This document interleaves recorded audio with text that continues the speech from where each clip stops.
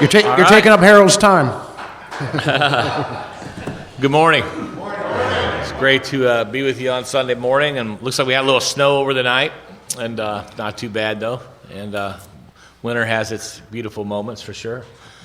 It's been great to be here with you guys, and thank you, Marty, for leading us in meditation this morning.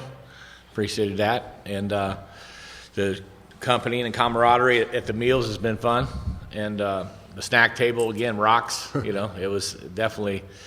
I caved into the temptation more than I cared to. You know, but it's what a way to plan a retreat. The Sunday's over. You know, as soon as the sun is out of here, we scatter like free agents, and off we go to our respected groups, our homes. You know, wherever we're going tonight, and it's beautiful because we got a bunch of guys here that our team is sitting at home watching the Super Bowl this year. You know, you got the Bears fans and the Packer fans. I'm a Chiefs fan, and John is a Washington. Well, he still won't say it. You know, he's still grieving. You know, fan. He's still a grieving fan. But it's been a joy to be here. And this session, I think we titled it "The Joy of Being a Good Man," and you know, and then kind of just weaving steps 10 and 11 through that, and what does that mean, and for all of us. And you know, I love that line. We kind of listed it up last night at the end of step 9, the promises. You know, that they always materialize if we work for them. But then it just segues right into step 10 and reminds us that, you know, that we've entered the world of the Spirit. You know, no longer living in the world system. You know, we're living in the world of the Spirit, and it's a different context. And I don't know that I really understood that early on in sobriety, but I definitely do now. And what kind of life that leads to over time if you stay here. You know, and so just trying to practice that. You know, it's no longer trying to clear the runway to prevent a crash. You know, we're trying to clear the runway so we can always have a safe landing back in our life. And I think that's what step 10 really does for us. It's just help us. We do all this work to get unblocked, to have this sunlight of the Spirit shining on our soul, and to have this redeeming effect in our life and be restored. You know, probably for the first time ever, really to arrive at some place with some integrity and arrive with you know, peace and serenity and purpose in our life, other than just living for our own self-interest and just running around the world either through substance or behavior, looking for relief for the disconnect that goes on in our life. A disconnect that you can see all around when you look at the world system, you know, and you just get stuck in it. And I'm grateful to be free from it. And it's a process, and it will always be a process of motion, but you know, they're just the daily habit, the daily practice of continuing to look for resentment and fear and frustration and selfishness and lust, all the things that plague us, you know, to continue to look for those things on a regular basis, you know, so we continue to grow. And when it tells us to grow in understanding and effectiveness, and that word effectiveness was a big word for my sponsor, Tom. Tom always wanted to measure what work we're doing, whether it's in our business life, our professional life, our service commitments in AA, or whether it's just, you know, our home life. The word effectiveness was always the word that he wanted to refer to, was stopping and pausing and asking ourselves, how effective are we at what we're doing here? And I found it to be a very useful word for a long time now, you know, trying to evaluate my life and look at my life, and not in a derogatory way, but in a way to grow in understanding and effectiveness. To be what? To be a trusted servant. I mean, our friend Bill says it often that, you know, that he would make an argument for it, or he would suggest, I should say, that the first 11 steps are 10% of the program, and that it really sets us up to live out step 12 in our lives, to practice these principles in all our affairs, but then to carry the message and to stay awake spiritually. That's what all these 11 steps set us up for. And I think there's a lot of truth to that for sure, because we unpacked it all week. We all have our experience of grinding through, especially steps 4 through 9, trying to discover, you know, the truth, you know, what the truth really is about life and about ourselves, and changing the narrative. And that shift of changing the narrative was so huge for me that I definitely don't want to lose it. And I know life on life's terms is hard. We lifted up the 4 big pillars earlier in the weekend, and they come at you, man. And I've dealt with all those things. I've dealt with the illness. I've dealt with the aging with moms and different family members, and going through it now with family members, and then death as well. Losing my mom, losing some key people, losing my sponsors. I've lost Roy, was my first sponsor. He just died last year. Bill was a sponsor of mine, lived in Alton, Illinois for a good number of years, lost his lungs, had a double lung transplant, lived a lot longer than probably should have, but eventually he lost his life. And then my sponsor, Tom, who developed Alzheimer's and dementia and suffered through that for 8 years, and to watch him go through that, and just a guy that was just a pioneer in a grassroots, example of what recovery looks like on a very broad scale, to watch him just deteriorate down to nothing, basically, to where when he was taken to a conference that he started, didn't know where he was at. And when they handed him a 61-year corn, he didn't have no idea what it was for 61 years of sobriety. And he died with 65 years of sobriety. His sobriety date would have been on Groundhog Day. We just passed it, and so you lose a lot of people along the way. And, it's tough. It's just part of the season of change, but we just keep going, or at least we hope we do. And I think these steps 10 and 11, really help us try to stay in that and help us really become the man that we've always been created to be. My buddy Sterling usually closes his AA talks with this statement. He'll say something to the effect of, as I close out tonight, I know that as I stand here, I'm still not the guy that God wants me to be or has created me to be. And I know for sure that I'm not the guy that I want to be, still to this day. But by the grace of God and the Fellowship of Alcoholics Anonymous, I'm not the guy I used to be. And for that, I'm truly grateful. And I think that's a very fair statement to what that looks like in our life. So continue to look for selfishness, dishonesty, resentment, fear, lust, these things as not when they crop up or if they crop up, but it's when, and can I be transparent enough and not allow the pride and fear, the crap sandwich, the 80-20 temptation to really creep in fast, and then I start trying to manage my own life again, manage my own sobriety. And it's always something I think we have to be on guard for, because we're very prideful people. And still today, that delusion of inequality can still really impact our lives. What people think of us can own the title to my soul, absolutely own it. And social media and things like that put all that stuff on steroids, and it's just the reality that we live in. So just trying to stay right-sized through this practice of inventory, through sharing my entire life story with another human being, not a dissertation for sure, but definitely trying to be transparent.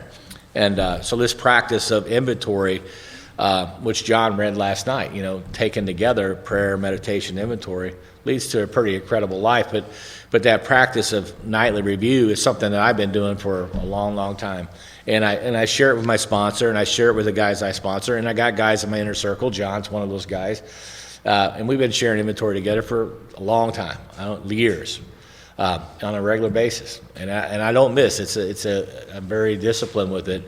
I don't want to say I'm legalistic with it, but I'm very committed to the practice of trying to just stay above board where my life's at, good, bad, and ugly. So I take it seriously because I do this life. I do have a tremendous amount of joy in my life for being the guy that I become. And just as I started out with when I had that first meeting with Roy, and I sat down and Roy said, everything you have in your life, you've attracted to you by who you become. And it's true. It's true that moment as it is as I sit here today. Today I have a full life. I have a beautiful wife. I got 5 kids that I get along with great. And I'm blessed that they're all educated. I'm also blessed that none of them are out there burning their life to ground with drugs and alcohol. They're living pretty effective lives, and I'm blessed to have them. And they send lots of affirmations all the time through their words, through their cards, through their exchanges, through their hugs, through the love they share, just validating that life is good. And I find tremendous joy out of living that way. It's nice to be able to go home and have a place to call home where there's not dishes being thrown and names being called and rocks being thrown and hiding in separate bedrooms and living as roommates, which is all very possible on any given day and any given trend. But I don't have to live that way today, and I'm forever grateful for that. the 4 grandkids. A lot of talk about grandkids this weekend, and every table I sat at, we were talking about them this morning, about grandkids and what a joy they are. And part 2 of the grandkids that are in our life today are here because of you guys, because of Alcoholics Anonymous. My daughter Danielle and Sam, when they lived in Texas at Houston. Sam is very tall. He's about 6'5" almost, and Danielle's just your average size female. So they look like this when they're walking around. And but they like to walk, and they didn't have any kids, and they were just walking around the neighborhood one day. And my daughter says, I think I got this nudge that we really need to go talk to this family right here. Family that they knew, and it was particularly this woman. She was 71 years old. She had 3 adult children that were high on the autism spectrum that she took care of, and she had a 4th daughter who was autistic as well, but also an addict and gone, MIA on the streets. But she had these 2 little kids, and Daniel said, well, I think we need to go check on them. And Sam, he's a total introvert. He goes, no, you just don't go show up and knock on people's door, like that. She goes, no, I really feel like we're being called to go do that. And they go there and knock on the door, and the lady comes to the door, and they said, hey, we're just walking around. We thought we'd come by and check on you and see how you're doing. And the lady just broke down. I mean, she was crushed, and she goes, I'm doing terrible. I'm 71 years old, and I got these 3 adult children here that are, as high as you can get on the autism spectrum. And I have these 2 kids, and their mom's MIA on dope, and they were 2 and 4 at the time, and they were sleeping in the garage on sleeping bags. They didn't even have room for them in the house. And she goes, so I don't know what I'm going to do with these kids, but I know DFS is coming Monday if something doesn't happen, to get them, which is crushing me right now. She goes, so if you know anybody that can step in and help out, Danielle and Sam said, well, we would be willing to take them give you a break for a week or 2. They knew the kids. They had a little bit of relationship with them. And so they took them home, and they've never left. They've been, they became part of our family. And they're 9 and 7 today. But to watch what Sam and Danielle did in their life was nothing short of amazing. The love that they poured into those children's lives. And these children were broken. I mean, they didn't even talk. The 2-year-old never even said nothing. His teeth were all rotted out. He was still in diapers. She was still in diapers. She was his caregiver. It was hard to watch a 4-year-old that was already commissioned with taking care of this kid. And she was, they were attached at the hip. She was always trying to direct him, and it took a long time to break that dependency on each other. Still there today a little bit, but nothing like it used to be. But just to watch them one year be brought into a home and love poured into their life and how their lives changed, it was nothing short of a miracle. Damien is the boy's name. He got veneers finally for his mouth where he could smile. I don't think the kids ever stopped smiling from that day till now. I think he smiles in his sleep. But they couldn't even talk when they got home. And, they couldn't even hardly speak. And they couldn't say Harold. They couldn't even say the word Harold. And so they called me Grandpa Harry, because they could say Harry. They couldn't say Harold. And so that name stuck, of course, and that's what everybody calls me now is Grandpa Harry. But what a joy it is to have them. And they took them home, and the day they took them home is when they found out they were pregnant with their first child. So they went from 0 to 3 kids almost overnight. And they had baby Anna, and she just turned 4. And then there's Atlas, which is going to be as tall as Dad or bigger, and he's going to be 3 in a few weeks. But they had this beautiful home, and just to summarize that story is last Father's Day, my daughter always sends me a beautiful card, but and it's always long, and she always writes a lot. But one of the things she wrote in there was a tribute to Alcoholics Anonymous, and it was simply this: Dad, thank you for teaching us how to love the unlovable. And that's Alcoholics Anonymous, because she grew up with AA. She grew up with people in our house all the time, people staying at her house all the time. Had a lot of people stay there, live there for a while, that we as a family, as a group conscience, voted to allow that to happen, in certain situations. So they grew up with these people. They grew up experiencing unconditional love at a real level. And that brings me tremendous joy. When you can watch your kids be the benefactors of what we do here and live it out in their own lives. And she's a school teacher today. And loves it and works with youngsters, and it's a beautiful ride. That's what I'm telling you, and I'm forever grateful for that. And that joy that brings me is great. Being able to go back to school and get educated in life was something I never saw that would ever happen because of the narrative in my mind that I was too far gone, too old, whatever. The delusion of impossibility was definitely had me by the throat. And to live through that and to have those milestones and be invited into the circles and professionally and to do the things that I was able to do and to be where I sit today. And to have the network that I have today and the people in my life, not just in Alcoholics Anonymous, but just professionally in my life, it's made a big difference in how my life's turned out. You know, and I sold my last business in 2016, and I went into full-time ministry. I was already in ministry up to that point, part-time, but mainly in the church planting field, helping people plant churches and reconstruct churches, reevaluate churches, et cetera. I did that all around. And so just a few years ago, I made the decision to plant one more church where I would be right in the heart of that, and that's what I'm doing right this second. And got a pretty powerful launch team, and that thing will go live in just a few months. Right now, the building, the space is being built out right now. But to go from where I came from and to be standing in that circle, in that leadership role, is I have to pinch myself. To the trust that these people put into their life. I mean, just the texts that I've got all weekend, calls I've got all weekend from these people that I'm a part of their life. And these aren't people in recovery. These are just people. These are just everyday people. And to be able to be impactful, just to have this thing come full circle, to live in this kingdom mindset is beautiful. So I take step 10 very seriously, you know, because it warns us, you know, that this gift of sobriety, you didn't really do anything to earn it. It's by the grace of God. It just happened. One day you woke up and the desire to drink was gone. It happened for me pretty quick. And I never really ever had a desire to drink. I've had a desire to misbehave and act out in other ways, but to put a substance in my system, I haven't had that desire to do that. But as it tells us, you know, alcohol is a subtle foe. So you got to stay in your game. You got to stay centered here. And it says you have to develop that vital sixth sense. And I think that's imperative. We know we have our five senses, but what's the sixth sense? And it's a great question. You never really pondered it. What is the sixth sense? And some of you are old enough to remember the movie The Sixth Sense. You know, what was the key line in that movie? I see what? I see dead people. Basically, I see something that nobody else can see. You know, and that's really what that sixth sense is: seeing God's fingerprints, God's involvement, God's handiwork in things that I never saw before. You know, and I need to have that sixth sense. I need to be that conscious contact with God has to be there. And a famous theologian, A.W. Tozer, once said that what comes to your mind when you think about God is the most important thing about you. And you sit with that statement and just think about that, you know, because what I think about God is going to shape how I live, how I treat you, how I treat people, how I live in the world, how I show up for AA. It really it affects every single thing you do.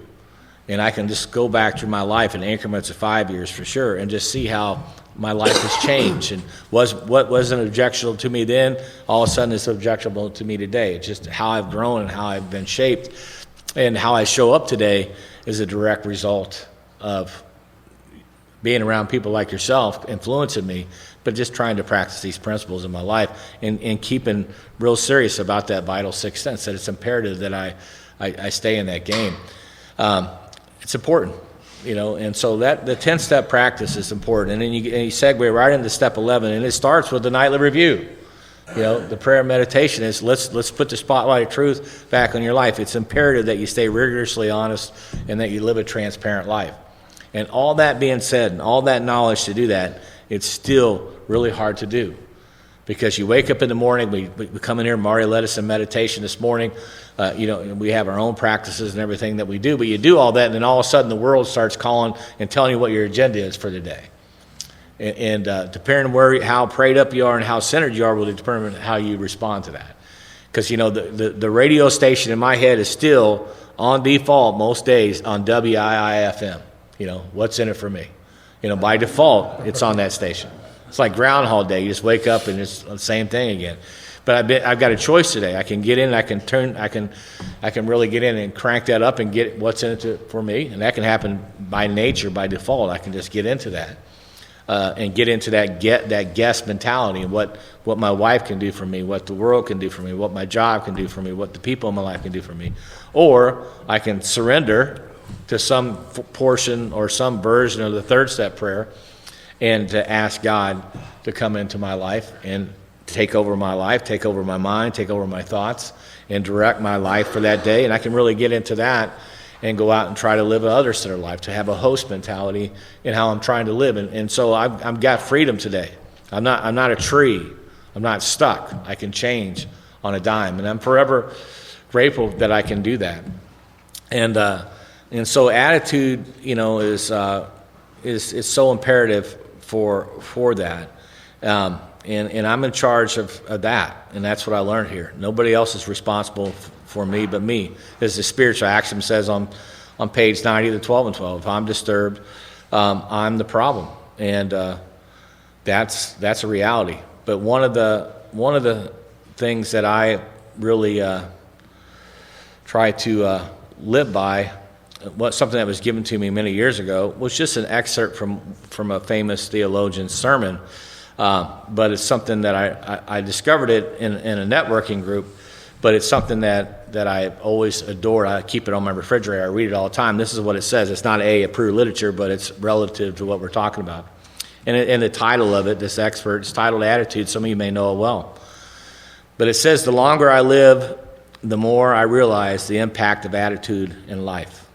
Attitude, to me, is more important than facts. It's more important than the past, than education, than money, than circumstances, than failures, than successes, than what other people think, say, or do.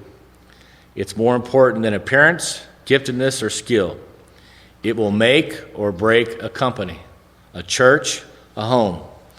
A remarkable thing is we have a choice every day regarding the attitude that we will embrace for that day. We cannot change our past. We cannot change the fact that people will act in a certain way. We cannot change the inevitable. The only thing we can do is play on the one string we have, and that is our attitude. I am convinced that life is 10% of what happens to me and 90% of how I react to it. And so it is with you. We are in charge of our attitudes. End quote. And many times you've heard the acrostic for AA as being attitude adjustment. But it's just, what attitude do I show up for today? And I think the 10th and 11th step really helps set the stage for that attitude. How am I going to show up today? Am I going to be a taker, or am I going to be a giver? I'm a link in the chain. I'm either a weak link or I'm a strong link. What am I? It's quick inventory. In the circles that I exist in and the circles that I live in. And so I think it's important, and I'm responsible for all that. If my attitude sucks, I'm the problem. And Roy made that really clear to me from the beginning, that I have to take ownership for that. And so it's easy to pass the buck. And that's why that business meeting I talked about is so imperative in the house, just making sure that we have the right attitude towards each other, that we're not carrying petty resentments and underlying things, and we're struggling because there's not enough intimacy, there's not enough emotional connection or whatever. I mean, it's so important to be transparent about those things, and having a purposed time that we're going to really sit down. TVs are off, phones are away. We're going to sit down and we're going to just unpack this on a regular basis with your bride, with your best friend, is important.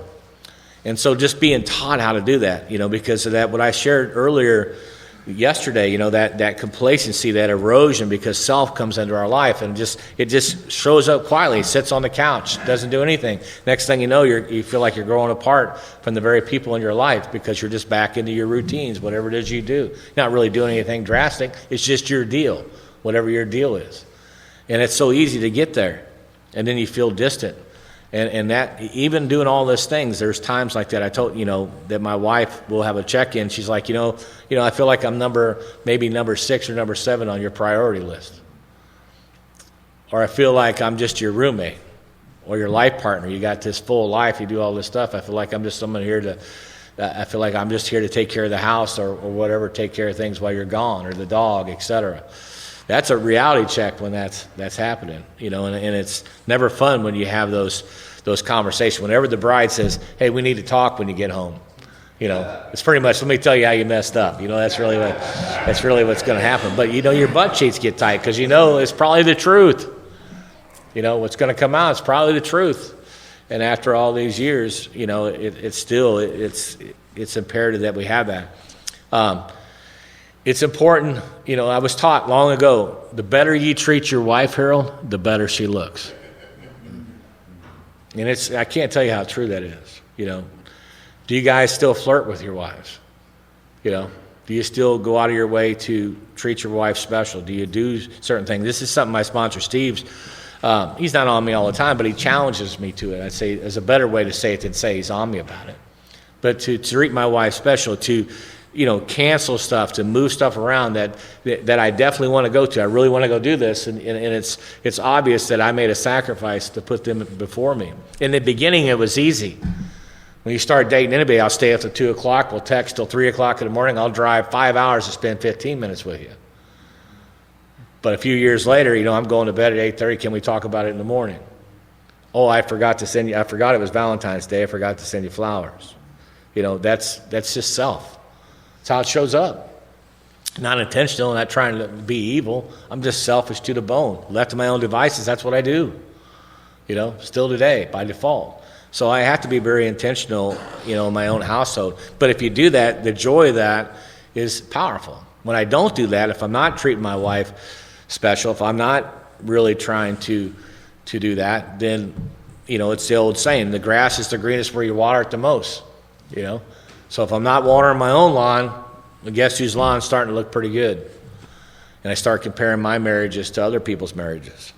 You know, if you go to conferences or things like this, you can think your marriage sucks pretty fast, because especially if the couples are there together, because they're all giddy and laughing and cutting up, and it's like, wow, I wish my stuff was like that sometimes. You know, you start comparing yourself to that, or you're watching romantic comedies, going, why can we be like that?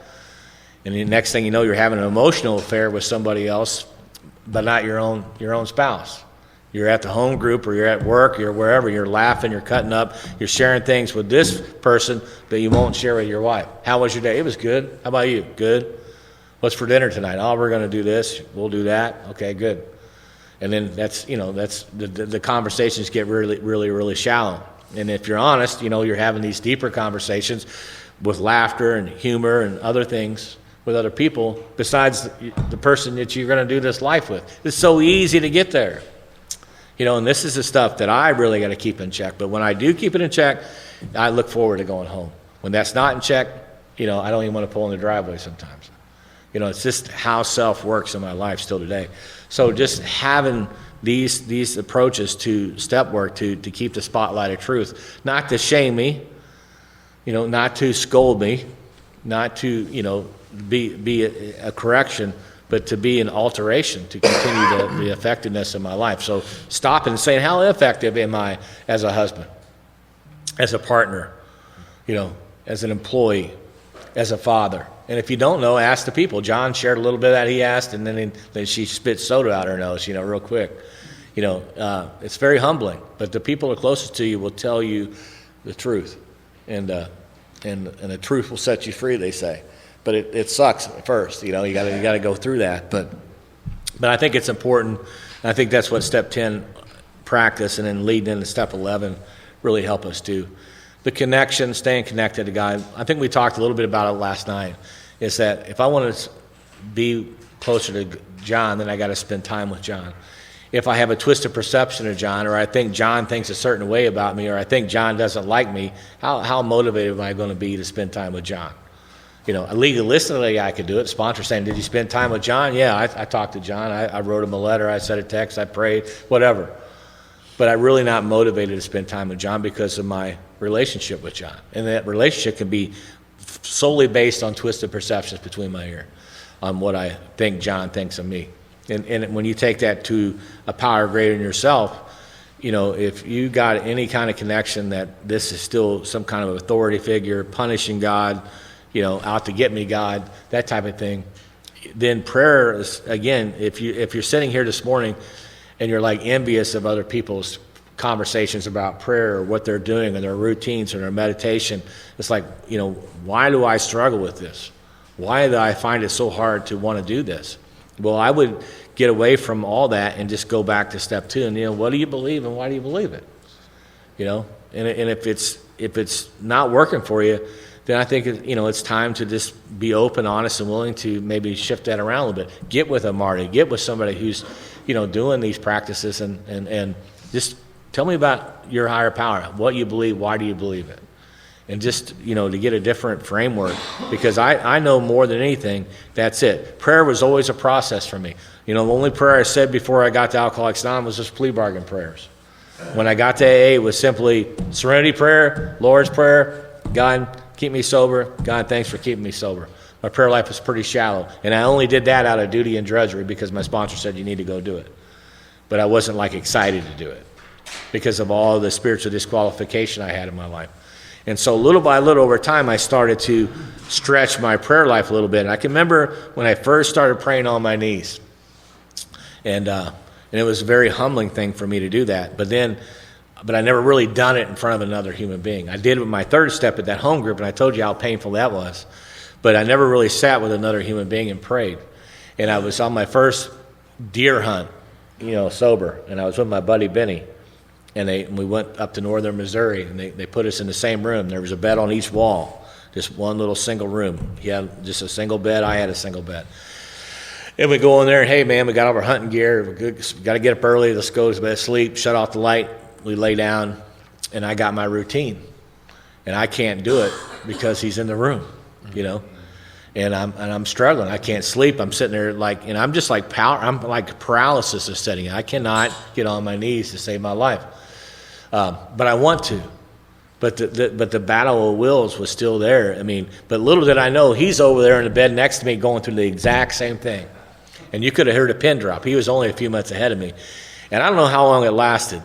But somewhere minutes later, out of nowhere, just pitch dark, pitch black, dead silent, Benny says, "Screw you, I'm praying." I said, "What'd you say?" And he had this huge resentment worked up towards me because I was in the room and I'm interfering with his routine. It's my fault. And I'm laughing. I started laughing. And I said, "Man, I'm over here going through the exact same stuff." He goes, "Screw you." He still worked up about, "Screw you, I'm praying. I don't care what you think." He's got all this built up in his head. "I'm going to pray." And I got down on my knees next to him, and he grabbed my hand, and we prayed. And that was a huge turning point in my life to be able to do that with another human being. Obviously, I could just go on and on how that's manifested and changed in my life. But the process of trying to be intimate with this power greater than ourselves, and even when it feels like you're a fake, you're a fraud, you're a phony with it, just going through that practice of trying to, be connected is important.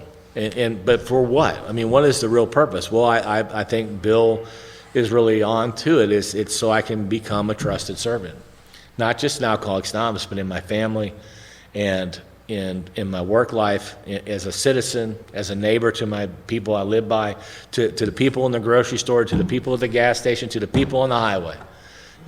How I show up there is predicated on my attitude. My attitude is directly correlated to how I'm living and practicing these principles that we live by in all of our affairs. So that's been really, really powerful for me to do that and live that way. In the role that I live in, prayer is something that you're called upon a lot to engage with. I had a lot of those requests over the weekend. Hey, can you pray for this person? Can you pray with me? Can you pray? And it's not just alcoholics. You see this just with everyday normal people out there that struggle with this concept of prayer and meditation, real devotion, real reflection. I can't tell you how many people I walk into that are seniors who are still, going to church or living this very legalistic religious life, but so spiritually disqualified, even years later, decades later. Can you affirm that I'm right with God, that God, and my brother's a great example. My brother had a major stroke. He's a half-brother. All my siblings are half.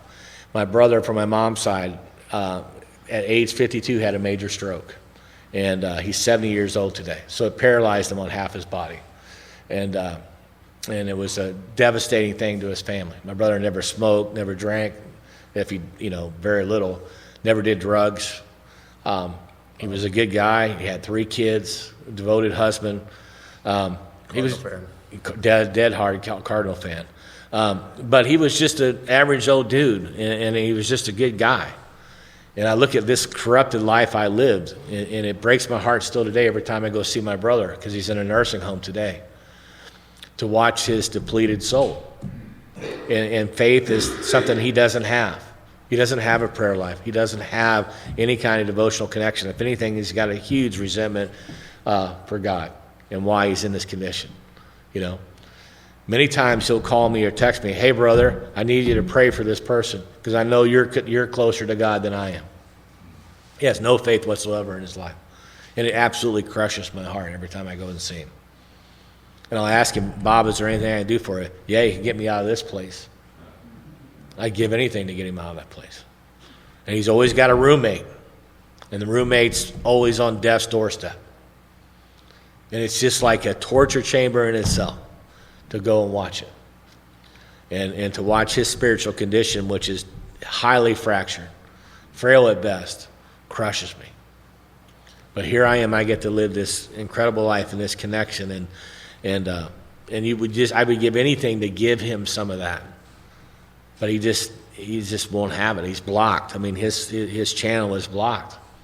And no matter what I give him, no matter what I do, that's great for you. It's just not going to work for me. You just see the hopelessness, and this is a guy who's not an alcoholic. You understand that with somebody who's got addiction and alcoholism, but for somebody who's just every day, and he's just crushed. It absolutely breaks my heart that he's in that space.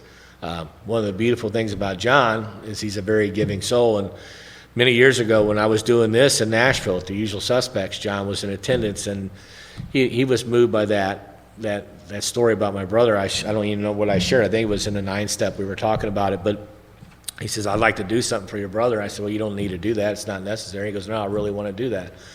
And he knew my brother was a Cardinal fan. And just a week later, after I'm back from Usual Suspects, my administrator comes back and says, "Hey, man, there's a big old package up here from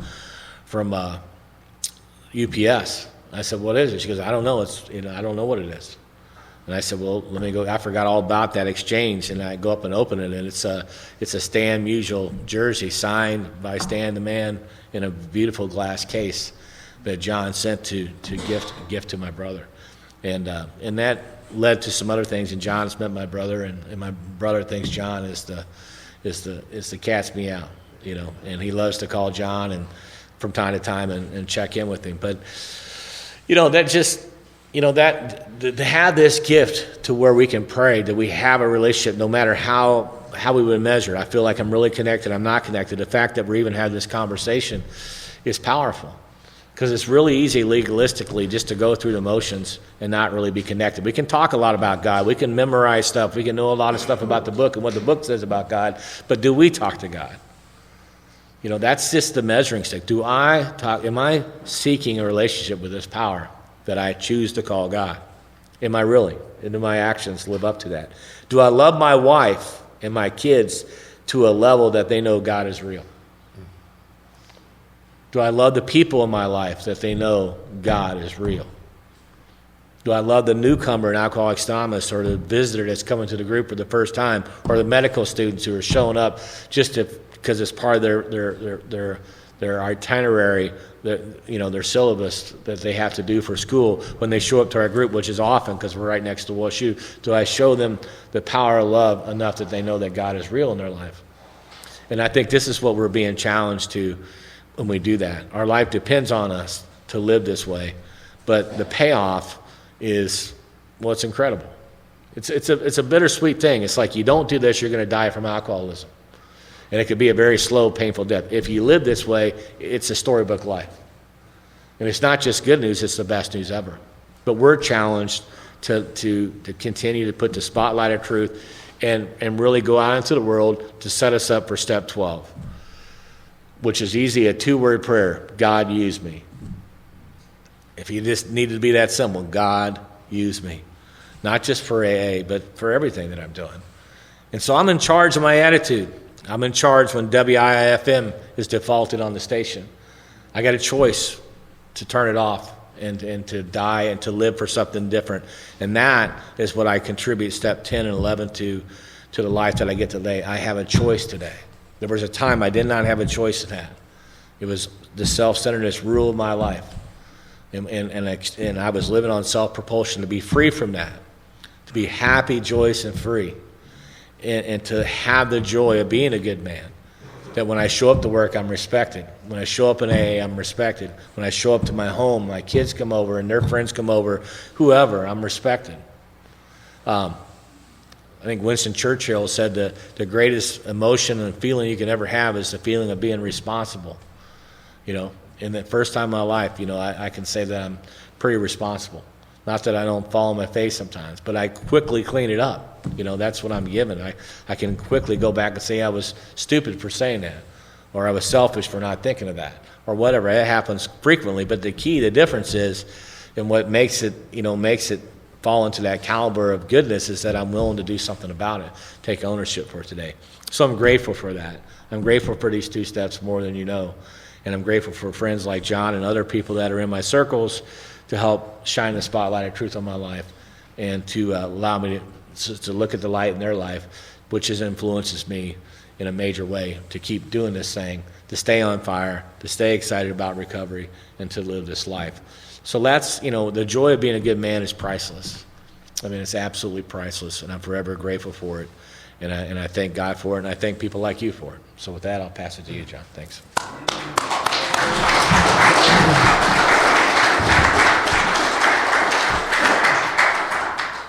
That was excellent. Thank you, Harold. My name's John, I'm alcoholic. Hey, John. Thank you guys for a great weekend. Thank you for being present this morning, and those of you that are awake, thank you for being awake. I get it when you're sharing rooms. Sleep sometimes is precarious, and so I don't blame you a bit. Harold, that was just excellent.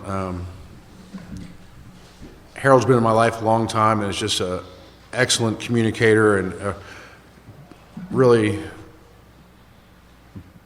breaks down what we do here in an incredible way. And you've challenged me for a long time and made me a better man, and thank you for that. I asked Harold at the beginning of this, I said, I need you to do some heavy lifting today. Just leave me a couple minutes at the end. And I was hoping this was how the whole weekend would go, that he'd go about 50 minutes and I'd just get a little color commentary at the end and take the load off. And this idea of, often in meetings we hear 10, 11, and 12 described as the maintenance steps. I understand why that is, because the book talks about the growth and maintenance of our spiritual condition, but these are really the growth steps. 4 and 5 and 8 and 9, and that surrender that happens in between them, are really all about the past. And so now, what do we do about today? And how do we live more godly centered lives today, right here, right now? How do we answer this invitation, right? All of us here have answered an invitation today, this weekend. Every day, we all get the invitation and to lead a godly life, to enjoy some of the divine while we're here on earth. And these are the daily practices that help us do that. I don't explain things as well as Harold does. I just like to share some stories about my life that share my mistakes and successes and everything in between. My friend Paul says all the time when we go to treatment centers together that he was lucky enough to find some people that would share their life with him, and that's really what we do here in AA, right? We just share the good, the bad, and the ugly. And where I get in trouble is I don't want to share the ugly. I think that's what's going to keep us apart, right? Man, if I share this, they're going to think this, and all this mindset, and that's just garbage. When in fact, I've shared this before. I think my sponsor's greatest gift to me is his transparency. And I'll tell you, when I call my sponsor and I'm like, man, you're not going to believe what I did. He's like, oh, I'll believe it. I'll believe it. But that's fun, and I share with him. I did X, and he's like, we talk about it, and And he never fails when we hang up. He's like, man, I just can't tell you how much I love you and how proud I am of you, you know. And that's what this thing is about, is you know, walking this road with some other men and on the peripheral, some other women, you know. Harold's sponsor, Steve, gave a talk. I don't ever really do this, but at The Usual Suspects in Nashville 2 years ago, a talk called "I'm Not the Man I Think I Am," and I urge you to go on. I think it's on YouTube. Go on there and find that talk. It's just a mind-blowing talk for me, anyways. Really transformative. And I'll just share with you this little 10-step I had recently, 2 of them. And these are the things that I have to do to keep this channel open and to stop squeezing the umbilical cord. So we did my home group is a 3 Legacies group. Harold's sponsor, Tom, was a big influence in my life. I didn't have anywhere near the relationship he did, but I got to spend some time with him and motivated me to start a couple 3 Legacies group, and this group happened as that. As a matter of fact, Harold spoke at our first meeting in the church that we had, and we're going strong. We have 100 people on Thursday nights almost, and we're in service. Our GSR goes to area assemblies. We take meetings into jails and institutions, the whole bit. We really strong group, and every year we do a group inventory. If your group does not do a group inventory, I urge you to bring that up at your next business meeting. If you don't have a business meeting, I suggest you look at whether they're really a group or not. Anyway, so we had our group inventory last weekend, and we actually had it at my house. There's 25 of us sitting around, and we had our area delegate come and ask everybody questions about how the group is doing. And one of the questions is, do all members of the group get enough time to hear, to have their voices heard? Do they get enough time to share during the meetings, or are the meetings held hostage by, grumpy old guys, something like that? And I know that doesn't happen in Wisconsin, but it happens in Tennessee. And so we're going around, and one of my favorite people, the sweet woman, Tommy Lee, she starts tearing up a little bit. And she says, well, I haven't shared in the group for 2 years because somebody made me feel small after I shared by saying something sarcastic. And the whole group was like, she's a strong member of our group in our business meeting. She's now our district DCM, matter of fact, Lisa across the room said, who was it? Tell me who it is. I'm going to knock him out, And when conversation kept going, and I kind of leaned over to her and I said,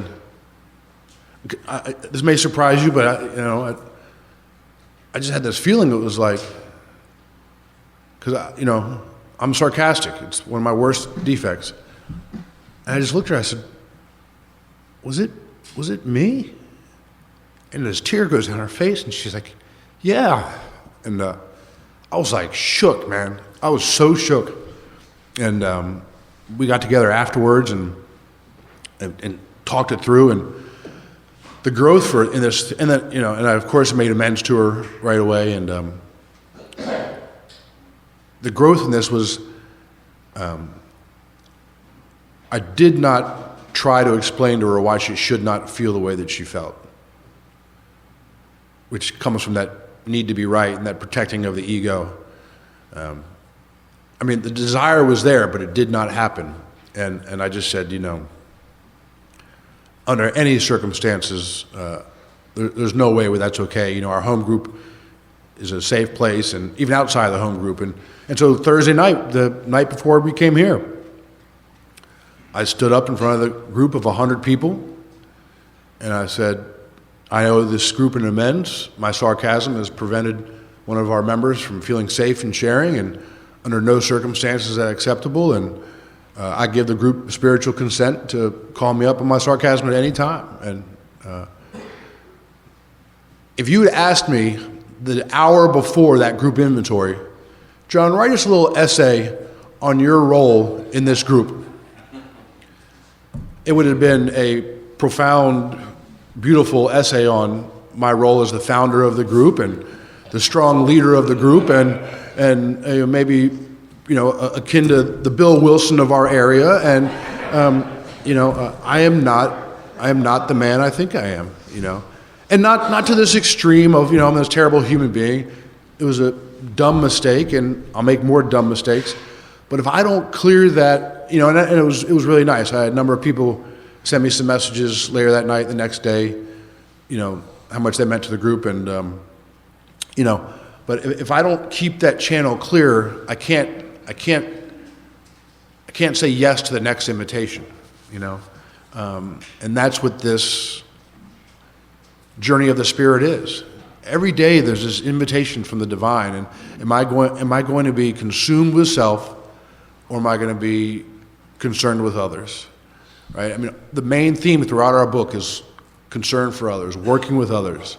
Nowhere does it talk about, this. I love our country, right? But our society is about consumerism, materialism, achievement. Getting up the next ladder of success. So that was quite an eye opener, and I like to share. I wanted to share that because when I used to go to retreats and still sometimes as a participant, and I would hear the leaders, quote unquote, up here talking, I would feel separated or different from them, like, oh man, these guys have got it all figured out and are coming back sharing how they've mastered all this stuff. And it's obviously not the case for me, right? But that's what we're called to do with each other, is share that, the good, the bad, and the indifferent. In a couple minutes I have left, I want to share one more quick little, so this idea, in the 10-step, Harold talked about it, right? That theme throughout the book: continue to look for selfishness, dishonesty, resentment, and fear. And for me, it's keeping that channel clear has many different faces, and sometimes the amends, if you will, or keeping that channel clear isn't about, hey, this is what I did wrong, even though it goes on to talk about, okay, when we do that, when we find dishonesty, selfishness, resentment, and fear show up, it gives us 4 things to do when that happens, right? We talk to somebody, hopefully a sponsor. We pray about it. We make an amends if necessary. And then we look for somebody to help. And I guess it was in November, we had the National Corrections Conference in Nashville. Harold was there. And my wife sponsors this woman, Nicole F., and from Florida, and she was with the Florida crew. They were coming up to put their bid in for the next corrections conference, and Nicole's a nice little Italian girl, and Friday night she said, hey, Renee said you make really good chicken parm. Will you make chicken parm for us tomorrow night? And I said, I'd love to. I wasn't going to go to the conference. I had schoolwork to do, and Alabama was on. And so I got up in the morning before they got up, and I started my Sunday gravy, and the house was smelling wonderful. And before they left, she's like, oh, I can't wait to come home and have some chicken parm. And I'm like, I'm excited too. And, fry my cutlets all day. And I'm spent a lot of time doing some schoolwork back and forth. So I got this planned out. I'm like, all right, well, the conference ends, the vote's at 3, so they'll be done by 4. At latest, they'll be home at 5. The Alabama game's at 6:30, and I got it all planned out. It's good to have a plan, right? And so, 5 o'clock, I'm texting Renee. I say, hey, what time do you think you guys are going to be home, and how'd the vote go? And crickets. And at 5:45, still crickets. Well, now I'm getting pissed. I'm like the 1950s housewife. I've been home all day cooking for you, and and so I texted her, hey, what's going on? Everything okay? And I pull up her iPhone. On the iPhone, you can see where the other iPhones are, and I can still see she's still at the conference at 6 o'clock, and no word. And I started laying into her on the text. GD, this is so inconsiderate. I've been cooking all day for you guys. just idiot. And then Alabama loses, and they don't get home. They don't get home until 9 o'clock, and I'm hot. I mean, I'm hot. I'm hot. And but I'm not going to make an ass of myself. That's my specialty. I'm not going to embarrass her in front of her friend. And so I just get in the bed, watch a little streaming, a little watching something, and I hear the garage door go up, and that anger is just like there's just no place for it. I'm like, God, you just I don't know how help me get rid of this. Help me forgive her for this. I mean, it's nothing, right? I mean, I've told you my mistakes in the marriage, right? And I'm getting ready to crucify her for not showing up for chicken parm. And the garage door goes up, and I'm like, she walks in right away. She falls on her sword. She is countable, takes care of her side of the street. Almost so where it's like it's not even fun. You can't even be mad anymore. And I just said, listen, it's no big deal. It's late. Let's talk about it later. But thank you. I accept your apology. Not a big deal. And so the next morning, they got to go back to the conference, and I'm going to go visit my grandkids. And so I'm packing up some stuff to bring to them. And my son says, if there's any chicken parm left, bring some. Well, there happened to be a lot left. And I had this thought, and I'm talking about this invitation, right? This intuitive thought that Bill talks about, this sixth sense. And I was like, I should leave them some chicken parm. And I'm like, screw them. And so I pack up all the chicken parm and take it to Kentucky. And so, the next day,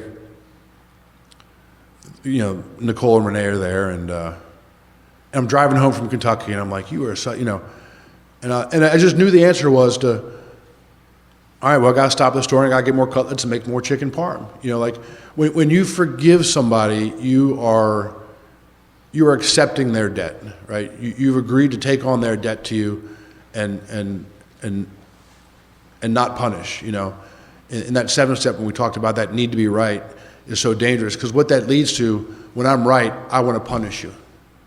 The amount of people that I have cut out of my life, not intentionally, just because I think they've done something wrong. Think of how many people in your home group that you said, maybe they've shared something stupid or they've done something stupid, and so you've kind of just indirectly just cut them out of your life, or you've blocked them off from, being in the sunlight of your spirit. And so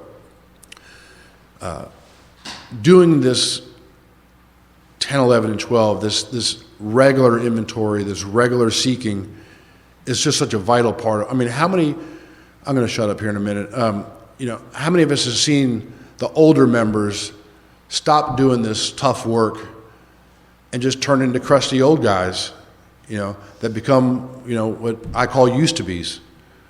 I've been to a bunch of conferences, and in the thank you line, these old guys say, man, I love what you said about, going to the prisons and sponsoring guys and jails. I used to do all that stuff. And I always want to say, I haven't done it yet, thank God, because I don't want to make amends for it. But I want to say, I bet you used to be pretty happy too, And so what do we have to do, as to bring those guys back into the realm and encourage them, hey, let me pick you up. Let's go to the meeting, let's just get in the car. So I'm excited to get to this next conversation in the 12th step, but so grateful to be here with you guys. Your love for us has been overwhelming, and your enthusiasm is contagious. So we're going to take a 10-minute break or a 15-minute break, and we'll be back. Thanks.